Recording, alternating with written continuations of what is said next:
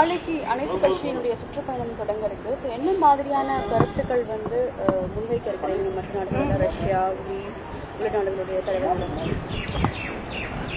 எங்களுடைய குழு Russia, Spain, Greece, லாட்டிவா, Slovenia ஆகிய நாடுகளுக்கு செல்ல இருக்கிறோம்.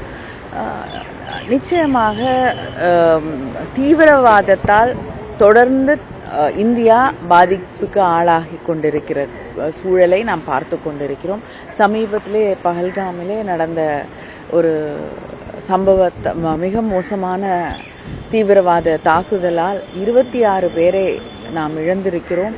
அதோடு அங்கே இருக்கக்கூடிய சாதாரண சாமானிய மக்கள் பல பேர் தாக்கப்பட்டு உயிருக்கு போராடக்கூடிய ஒரு நிலை தொடர்ந்து நீடித்து கொண்டிருக்கக்கூடிய ஒரு சூழலிலே தீவிரவாதத்திற்கு எதிரான ஒரு குரலாகவும் இந்தியாவின் ஒருமித்த குரலாகவும் அங்கே நம்முடைய நிலைப்பாட்டை, நாட்டின் நிலைப்பாட்டை எடுத்து வைத்து அவர்களுக்கு தெளிவுபடுத்துவதற்கான ஒரு குழுவாகத்தான் பல முக்கியமான நாடுகளுக்கு பல குழுக்களை இந்திய அரசாங்கம் அனுப்புகிறது.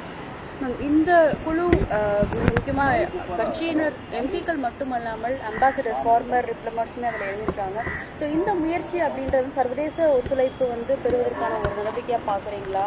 என்ன மாதிரி சர்வதேச அளவிலே நம்முடைய நிலையை, நாம் எந்த அளவுக்கு பாதிக்கப்பட்டிருக்கிறோம், நம்முடைய நிலைப்பாடு என்ன என்கிற அந்த ஒரு நிலையை எடுத்து சொல்லுவதற்காக, ஏனென்றால் இப்பொழுது நாம் பார்த்து கொண்டிருக்கிறோம், நம்முடைய அண்டை நாடாக இருக்கக்கூடிய பாகிஸ்தான் இந்தியாவை பற்றி பல்வேறு கருத்துக்களை உலகம் முழுவதும் பரப்ப தொடங்கி இருக்கக்கூடிய சூழலிலே உண்மையான நிலவரம் என்ன, நம்முடைய நிலை என்ன, நிலைப்பாடு என்ன என்பதை எடுத்து சொல்லுவதற்காக இந்தியாவின் சார்பிலே எம்பிக்கள் அடங்கிய ஒரு குழு, ஃபார்மர் அம்பாசிடர்ஸ் எல்லாரும் இருக்கக்கூடிய இந்த குழுக்கள் உருவாக்கப்பட்டு அனுப்பப்படுகிறது.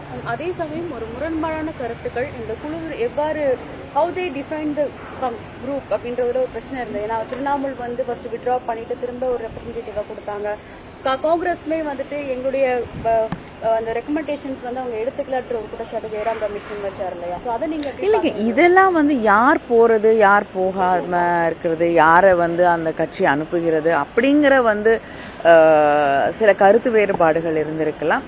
ஆனால் ஒன்று அடிப்படையான ஒன்று, நாம் இந்த நாட்டை பிரதிநிதித்துவப்படுத்துவதற்காக அதன் பிரதிநிதிகளாக நாம் செல்கிறோம். We are going as Indians.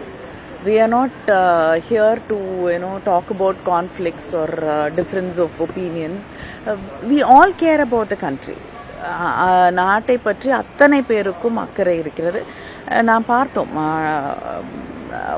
அப்பொழுது பிரச்சனைகள் நடந்து கொண்டிருந்த கூடிய ஒரு நேரத்திலே ஒரு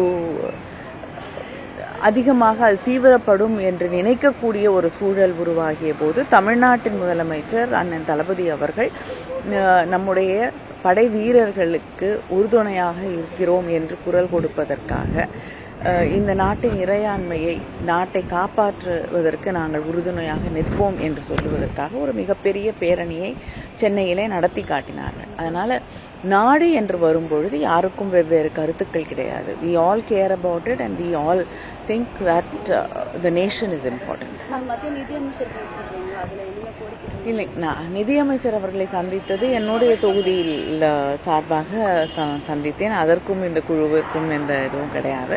அவங்கள சந்தித்து அங்கே இருக்கக்கூடிய அந்த செங்கல் சூளையில் இருக்கக்கூடிய அந்த தொழிலில் ஈடுபட்டிருக்கக்கூடியவர்கள் ஜிஎஸ்டி குறைப்பு அதை பல நாட்களாக முன்வைத்து கொண்டிருக்கிறார்கள். அதை பற்றி பேசுவதற்காக, அந்த கோரிக்கையை முன்வைப்பதற்காக அவர்களை சந்தித்தேன்.